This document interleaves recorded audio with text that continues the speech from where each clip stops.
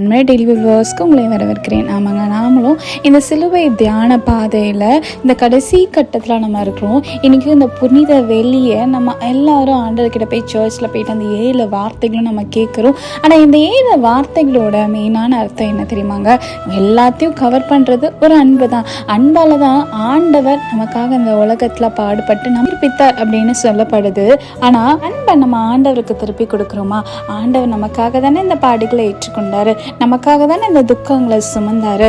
நம்ம சாபத்தில் இருக்கக்கூடாது, நம்ம வியாதியில் இருக்கக்கூடாது, நம்ம எந்த ஒரு கரையும் பற்றக்கூடாது நம்ம மேலே அப்படின்னு சொல்லிட்டு பிதாவானவர் அவருடைய சொந்த குமாரனே இந்த உலகத்தில் கொடுத்தாருலங்க. தான் வசனமும் சொல்லப்படுது. ஏசாயா 53:4 மெய்யாகவே அவர் நம்முடைய பாடுகளை ஏற்றுக்கொண்டு நம்முடைய துக்கங்களை சுமந்தார் அப்படின்னு சொல்லப்படுது. பிதாவானவர் எவ்வளோ ஏசப்பா மேல அன்பு வச்சாரோ அதே அன்பு தான் நம்ம மேல வச்சிருக்காது. அதனாலதான் அவருடைய சொந்த குமாரனே இந்த உலகத்துல அனுப்பினாரு.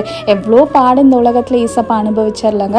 எவ்வளோ அடி அடிச்சாங்க, எவ்வளோ வார்த்தைகளால ஆண்டவரை காயப்படுத்தினாங்க. நாட்களையும் அந்த எல்லா காரியத்தையும் நினைச்சு ஆண்டவருக்கு நம்ம உண்மையா ஆராதிக்கணும். வெறும் இந்த வார்த்தையை மட்டும் நம்ம கேட்டுட்டு நம்ம விதைக்காம போனோம்னா அதுக்கு எந்த பயனும் கிடையாது. அந்த விதையை நம்ம அறுவடைக்கும் போது தான் நம்ம பரலோக ராஜ்யம் நம்ம போக முடியும். இனியாச்சும் நம்ம வாழ்க்கையில அவருக்கு நம்ம உண்மையான ஆராதனை செலுத்துவோம், உண்மையா நேசிப்போம். நீங்கள் ஆசிரிக்கப்படுவதால் தேவன் உங்களை ஆசிர்ப்பராக. ஆமென்.